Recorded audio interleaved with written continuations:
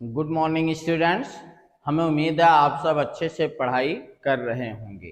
ठीक, आज हम क्लास 10th का ट्रायंगल्स चैप्टर लेकर आए हैं। एकदम आपको बेसिक से पढ़ाएंगे। जो कुछ भी नहीं ट्रायंगल जानते वो भी अच्छे से समझ जाएंगे। हो सकता है आप 9th में अच्छे से ना पढ़े हों। क्लास 10th में ट्रायंगल्स बहुत मोस्ट इम्पॉर्टेंट चैप्टर्स है, जिसके बारे में हम आपको पूरी जानकारी देंगे। एकदम बेसिक से लेकर के आपको चल रहे हैं। आप अच्छे से समझने का प्रयास करिएगा। चलिए हमारे साथ जल्दी से जुड़ जाइए। हम ट्रायंगल स्टार्ट करने जा रहे हैं। फर्स्ट आपका ट्रायंगल्स क्लास 10th में पढ़ाएंगे आज। ट्रायंगल्स होता क्या, हमने लिखा है डिफिनीशन ऑफ ट्रायंगल। डिफिनीशन क्या होता है कि triangle is a two dimensional shape. Student पहले समझे ट्रायंगल क्या होता है। टू डायमेंशनल शेप होता है with three sides, three angles and three vertices are closed figure is called triangles। Triangles में आप जानते हैं थ्री साइड्स होते हैं, थ्री एंगल्स होते हैं, थ्री जो वर्टिसेज होते हैं और क्लोज फिगर होता, उसी को हम ट्राइंगल्स कहते हैं। सेकंड आता है प्रॉपर्टीज ऑफ ट्राइंगल्स। प्रॉपर्टीज क्या होती है ट्राइंगल्स की, तो वही है three sides, three angles, three vertices. First property. Second property क्या है, sum of interior angles is always equal to 180 degree होता है स्टूडेंट। थर्ड पॉइंट हमारा कि sum of two sides must be greater than third sides. इसको sum of two sides is must be greater than third sides. Fourth है कि side opposite to the largest angle is largest. जैसे हम ये आपको triangles बना दें students, अगर हमने आपको ये एक ट्राइंगल बनाया, थोड़ा सा बनाते हैं, आप ध्यान से देखें स्टूडेंट्स। एक ट्राइंगल हम बना रहे हैं, जो ऐसे हमने बना दिया, एक ट्राइंगल्स मिला दिया। अब कहा क्या गया है कि side opposite to the largest angle is largest. जैसे पॉइंट ए है, पॉइंट बी है और पॉइंट सी है। ये एंगल हमने ले लिया 120 डिग्री का, ये एंगल हमने ले लिया 30 डिग्री का या 20 डिग्री का, और ये एंगल हमने ले लिया 40 डिग्री का।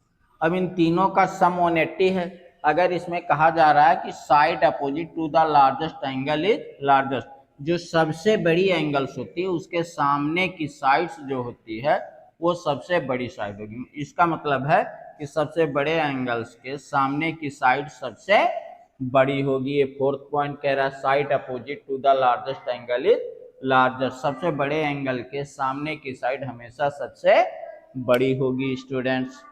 फिर नेक्स्ट पर थोड़ा सा ध्यान से आप देखिए, कहा जा रहा है exterior angle is sum of two far opposite interior angles. Far माने होता है डिस्टेंस, दूर, अपोजिट इंटीरियर एंगल्स के इक्वल होगा। जैसे स्टूडेंट्स ये समझें कि हमने एक ट्राइंगल बना दिया, सिंपल सा एक ट्राइंगल लिया और हमने इसको इधर बढ़ा दिया, इसको इधर। एक पॉइंट ए है, पॉइंट बी है, पॉइंट सी है।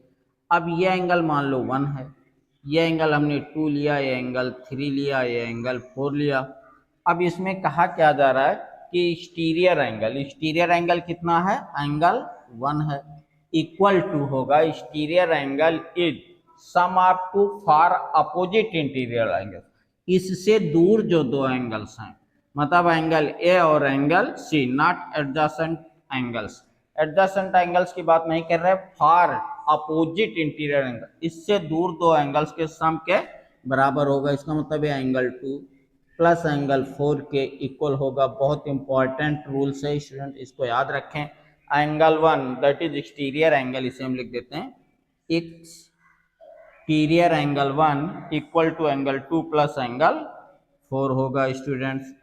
ये कह रहा है exterior angle is sum of two far in जो है अपोजिट इंटीरियर एंगल्स के इक्वल होता है। तो ये 5 प्रॉपर्टी है, इसे अच्छे से ध्यान से रखें। एरिया ट्राइंगल क्या होता है, 1/2 बेस इंटू हाइट होता है स्टूडेंट। पेरीमीटर ऑफ ट्राइंगल क्या होता है student, sum of all sides होता है। अब इसके बाद अगर हम बात करें टाइप्स ऑफ एंगल, तो टाइप्स ऑफ एंगल्स जो हम बताते हैं ट्राइंगल्स, इसके 2 बेस्ड होते हैं। बेस्ड ऑफ साइड एक होता है, दूसरा बेस्ड ऑफ एंगल। तो बेस ऑफ साइड्स पर अगर ध्यान से देखें, बेस्ड ऑफ साइड्स के बेस पे इक्विलैटरल ट्रायंगल होता है जिसमें 3 साइड्स आर इक्वल होंगे, that is called equilateral triangle. Isosceles triangle का मतलब 2 साइड्स आर इक्वल होगा, तो आइसोस्केलस ट्रायंगल कहेंगे। स्केलन ट्रायंगल का मतलब है नो साइड्स आर इक्वल, कोई भी साइड्स इक्वल ना हो तो हम स्केलन ट्रायंगल इसको बोलते हैं। बेस्ड ऑफ एंगल्स पर ध्यान से देखें। पहला है acute angle triangle, all angles less than 90। Acute angle का मतलब उसके सभी एंगल्स 90 से छोटे हों, जिसे हम इस तरह से भी लिख सकते हैं कि जो है 0 एंगल इज ग्रेटर देन, या थीटा लाइज बिटवीन 0 एंड 90 हम पढ़ सकते हैं, थीटा लाइज बिटवीन 0 और 90। अगर थीटा एंगल्स की वैल्यू 0 और 90 के बीच में है तो एक्यूट एंगल है। ऑब्ट्यूज एंगल ट्रायंगल्स क्या होता है स्टूडेंट? 1 एंगल ग्रेटर देन 90, इसका मतलब एक एंगल 90 से बड़ा हो और 180 से छोटा हो तो हम उसको ऑब्ट्यूज एंगल कहते हैं। राइट एंगल ट्रायंगल्स का मतलब 1 एंगल इक्वल टू 90, एक एंगल्स 90 हो उसे हम राइट एंगल ट्रायंगल कहते हैं। इसमें पाइथागोरस थ्योरम अप्लाई हो सकता है। पाइथागोरस थ्योरम हाइपोटेन्यूज होता है, ये बेस होता है, परपेंडिकुलर होता है। हमारा फार्मूला होता है H square equal to P square plus B square. ये सिंपल प्रॉपर्टीज है ट्रायंगल्स के, जिसे आप क्लास 9th में पढ़ चुके होंगे स्टूडेंट। यहाँ पर देखिए जो आइसोस्केलस ट्रायंगल्स होता है स्टूडेंट, थोड़ा ध्यान से देखें। आइसोस्केलस ट्रायंगल्स में लिखा है हमारा 2 साइड्स आर इक्वल। जब 2 साइड्स इक्वल होते हैं तो उनके अपोजिट एंगल्स भी क्या होते हैं? इक्वल होते हैं। थोड़ा यहाँ पर एक लाइन ध्यान से देखें स्टूडेंट्स। अगर ये आइसोस्केलस ट्रायंगल है, ए पॉइंट ए है, ए पॉइंट बी है, ए पॉइंट सी है, हमने कहा कि A B equal to A C है, तो इसका मतलब इसके opposite angles are also equal, angle B equal to angle C आएगा, angle B equal to angle C होगा। Opposite angles are also equal होता है। आइसोस्केलस ट्रायंगल में क्या होता है? 2 sides are equal, then opposite angles are also equal. अब equilateral triangle में स्टूडेंट्स जानते हैं कि जिसके 3 साइड्स इक्वल होते हैं उसके सभी एंगल्स भी इक्वल होते हैं। Angles A equal to angles B equal to angle C, और सभी एंगल्स कितने के होते हैं? 60 डिग्री के। तो 3 साइड्स आर इक्वल में ऑल एंगल्स आर 60 डिग्री होगा। ऑल एंगल्स आर 60 डिग्री होता है student. All angles are 60 degree भी होता है, ये भी आप जाने। अगर 3 इक्विलैटरल ट्रायंगल की बात की जाए, तीनों साइड्स इक्वल होंगे और सभी एंगल्स इक्वल होंगे, ऑल एंगल्स आर 60 डिग्री का होता है। यहाँ पर अगर 2 साइड्स इक्वल हैं तो then opposite angles are equal होता है। स्केलन ट्रायंगल में हमने लिखा नो साइड्स आर इक्वल, कोई साइड्स इक्वल नहीं होता और इनके एंगल्स भी आपस में इक्वल नहीं होते। ये इतना नोट्स कर लें स्टूडेंट्स, फिर हम आगे ट्रायंगल्स की अदर प्रॉपर्टीज पे चर्चा करें। चलिए स्टूडेंट, ट्रायंगल्स में आगे हम बताते हैं कि कांग्रुएंट ट्रायंगल क्या होता है और सिमिलर ट्रायंगल। बहुत मोस्ट इंपॉर्टेंट टॉपिक है। अक्सर बच्चे इसमें कंफ्यूज होते हैं कि कांग्रुएंट किसे हम कहें, सिमिलर क्या कहें। तो हम आपको पूर्णतः इसको बताने का प्रयास करेंगे अच्छे से, जिससे आपका कंफ्यूजन दूर हो जाए। बस आप ठीक से समझिएगा। कांग्रुएंट ट्रायंगल्स क्या होता है, हमने डिफिनीशन इसका लिखा है कि figure with the same shape and same size. ठीक, इसका शेप भी सेम होना चाहिए और साइज भी सेम होना चाहिए। दे कवर ईच अदर एग्जैक्टली, कहने मतलब एक फिगर को उठा के अगर हम दूसरे फिगर पर सेट करें तो एग्जैक्टली वो उसको कवर कर ले तो कांग्रुएंट ट्रायंगल्स होगा। फिर से समझिए स्टूडेंट्स कि figure with same shape and same size, दोनों का शेप सेम होना चाहिए और साइज भी सेम होना चाहिए। हमने आगे इसी में थोड़ा सा ऐड किया है कि दे कवर ईच अदर एग्जैक्टली, अगर एक फिगर को हम दूसरे फिगर पर सेट करें तो पूर्णतः उसको कवर कर ले, ढक ले, तो हम कहेंगे कांग्रुएंट ट्रायंगल्स है। अब कांग्रुएंट ऑफ ट्रायंगल्स को प्रूव करने के कितने रूल्स होते हैं? 5 रूल्स हैं स्टूडेंट। पहला हमने दिया है एस एस एस, मतलब साइड साइड साइड। ये किसी भी ट्रायंगल्स के तीनों साइड्स आपस में इक्वल हों तो हम कहेंगे they are congruent triangles. Second है हमारा एस ए एस, इसका मतलब साइड और साइड और इंक्लूडिंग एंगल्स, मतलब 2 साइड्स अगर हम ले रहे हैं स्टूडेंट, मान लो ये साइड्स हमने लिया और ये साइड्स, तो इनका इंक्लूडिंग एंगल क्या है? ए। अगर 2 साइड्स हमने लिया और इनके बीच का इंक्लूडिंग एंगल्स भी आपस में इक्वल हों तो हम कहेंगे एस ए एस क्राइटेरियन के तहत एक कांग्रुएंट ट्रायंगल है। साइड एंगल साइड्स और ये क्या है, इंक्लूडिंग एंगल। दोनों साइड से जुड़े हुए एंगल्स को ही हमें यहाँ पर लेना है, कोई भी एंगल नहीं लेंगे। तीसरा जैसे लिखा हमने ए एस ए, इसका मतलब एंगल, साइड एंगल। अब एक एंगल, फिर एक एंगल्स, दो एंगल जैसे हमने लिया और उनके बीच की साइड, जैसे ये स्टूडेंट ध्यान से देखें, अगर हम इसमें आपको बताएं तो एंगल ए हमने लिया, एंगल सी लिया और इनके बीच की साइड ए सी ले लेते हैं, तो थर्ड रूल का हमारा फॉलो करेगा ए एस ए।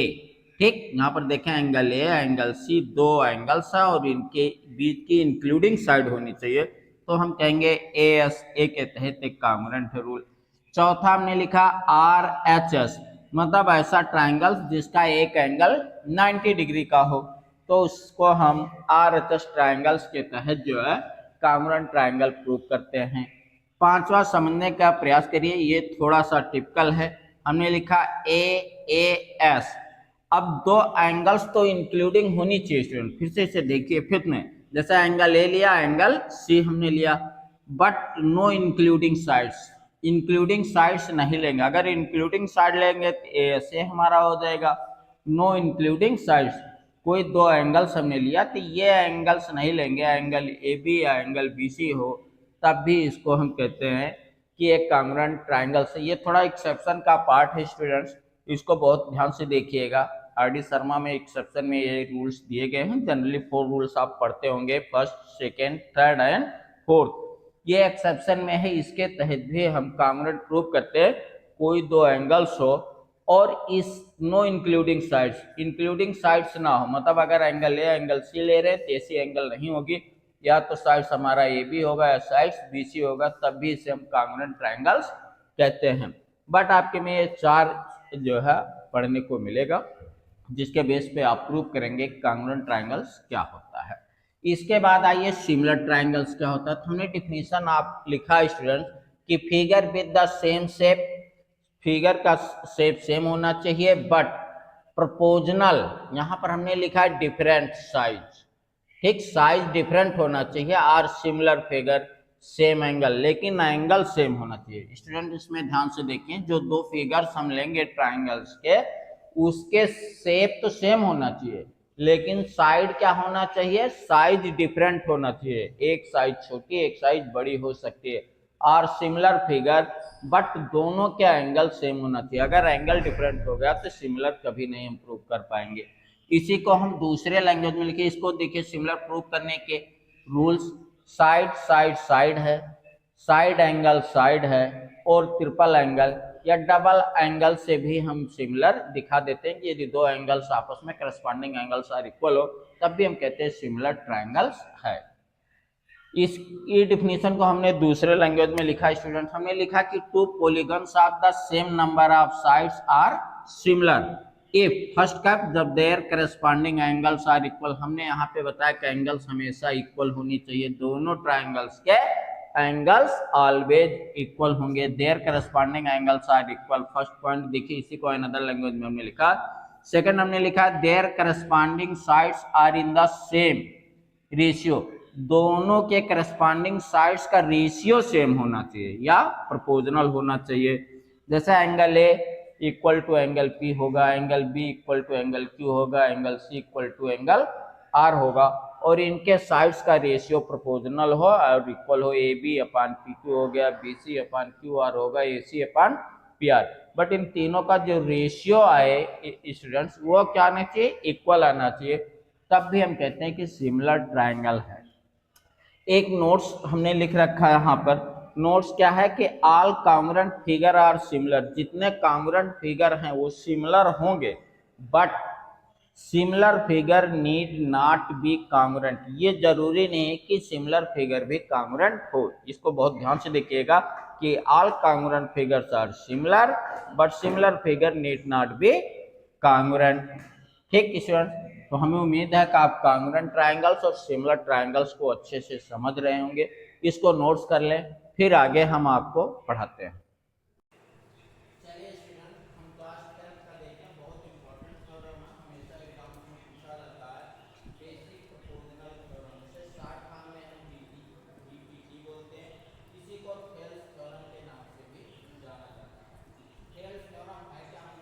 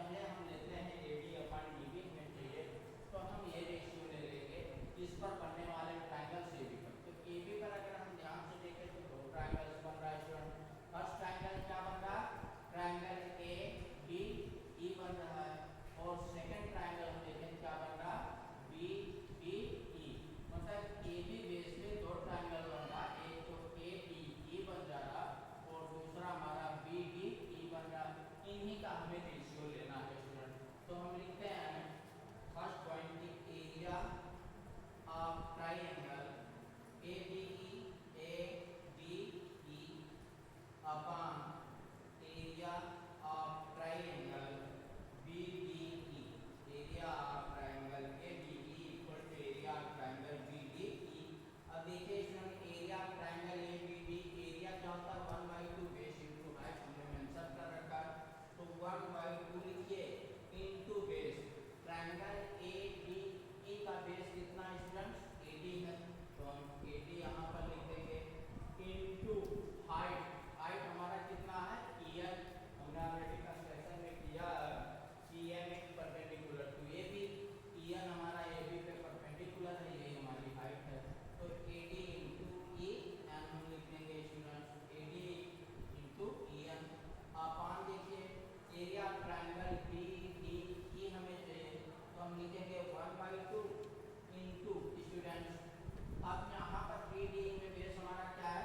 BD है स्टूडेंट्स, BD इंटू हाइट हमारा कितना है? हमने ऑलरेडी लिखा कि EN परपेंडिकुलर टू AB, तो AB पे पूरा EN परपेंडिकुलर है, तो हमारा जो होगा हाइट यहाँ पे EN होगा।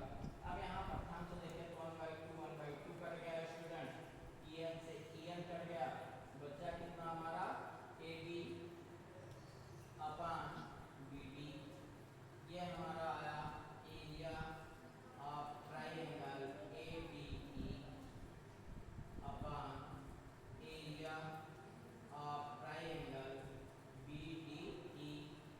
ये हमारा इक्वेशन फर्स्ट हो गया स्टूडेंट। फिर तो हम सेकंड बेस लेंगे, बेस हमारा सेकंड क्या है?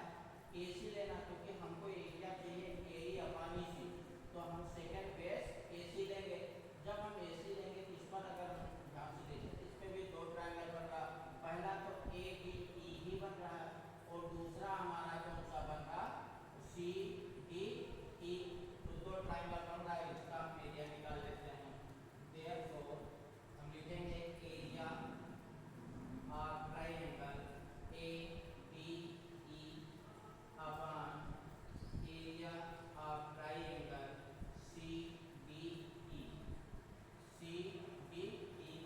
फार्मूला हमारा वही होगा स्टूडेंट, 1/2 बेस, बेस इसमें कितना है? 1 से लेके E तक, E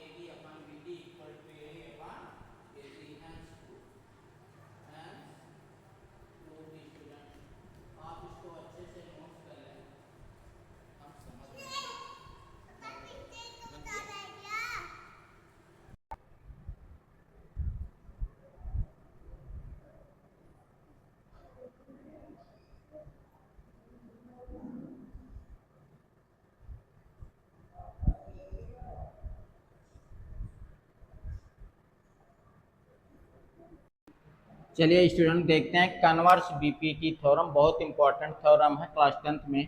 इसका स्टेटमेंट क्या है? If a line divides any two sides of triangle in the same ratio then the line is parallel to the third side. ठीक, गिवन क्या है? इन ट्राइंगल एबीसी फिगर बना देखिए, उसमें गिवन है AD upon BD equal to A upon EC, ये हमें theorem में गिवन है। प्रूव दैट कि in triangle A B C में हमें क्या प्रूव करना है कि D parallel to B C होगा।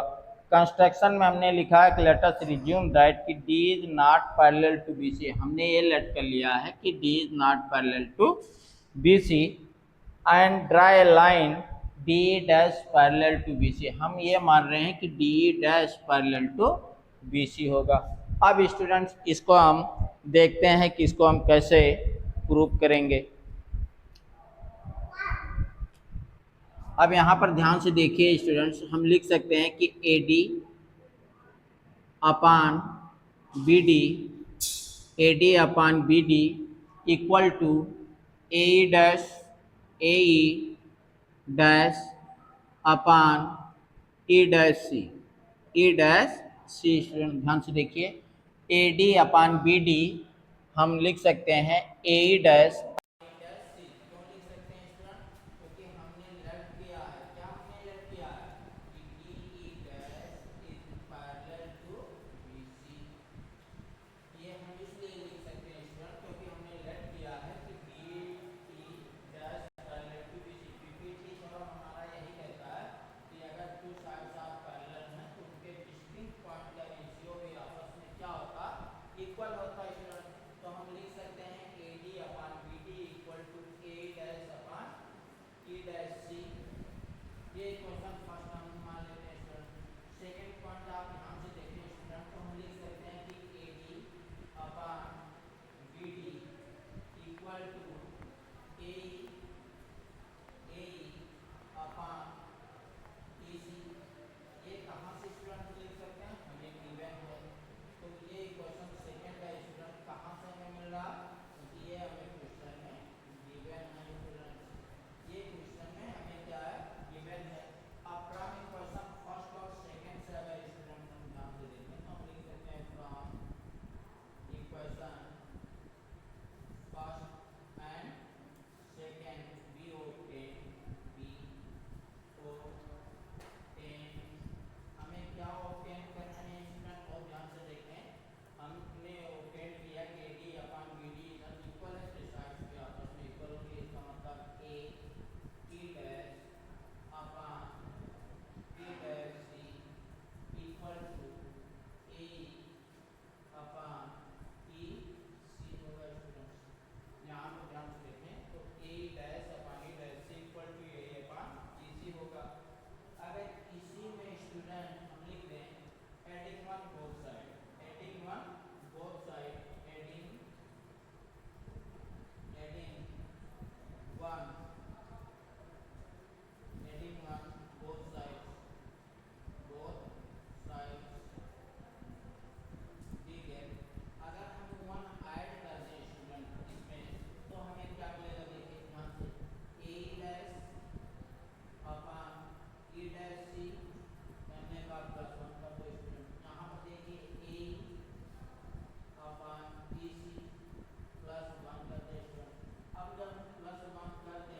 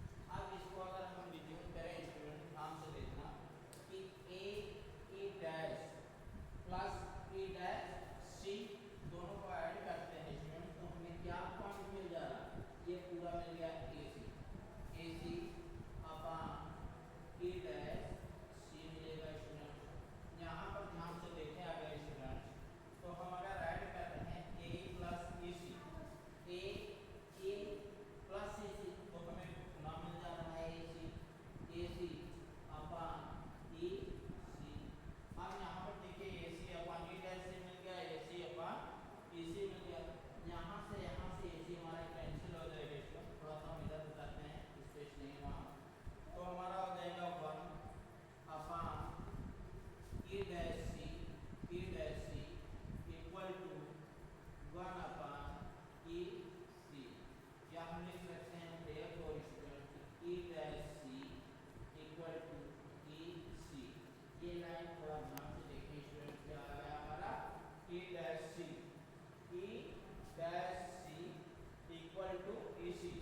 ये इक्वल कब हो सकता है स्टूडेंट, ये इक्वल हमारा कब हो सकता है, जब हमारा E and D dash must be coincides हो।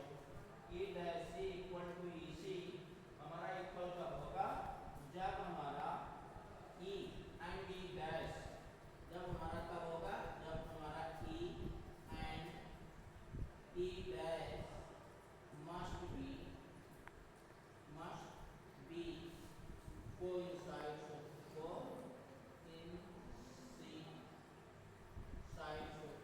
हमारा एक कब होगा स्टूडेंट, जब ये हमारा कोइंसाइड्स हो।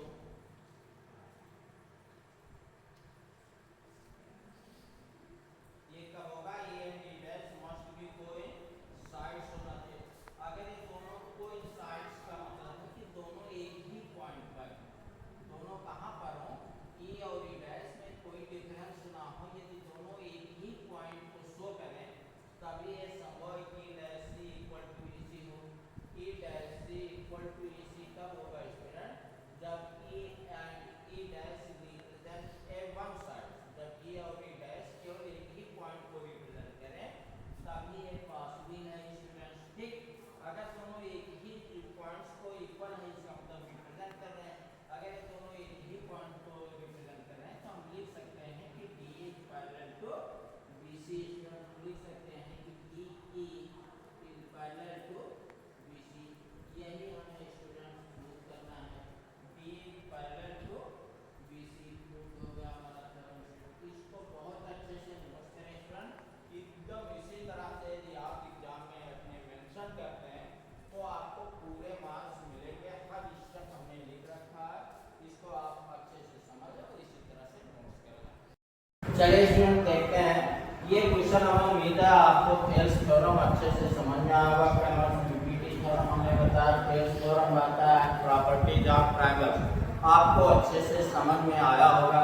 यदि आपका हमारा वीडियो पसंद आता है तो इसको लाइक शेयर और कमेंट्स करना ना भूलें, और साथ में चैनल्स को हमारे सब्सक्राइब भी कर लें, जिससे आपको न्यू वीडियो का नोटिफिकेशन तुरंत मिल जाए।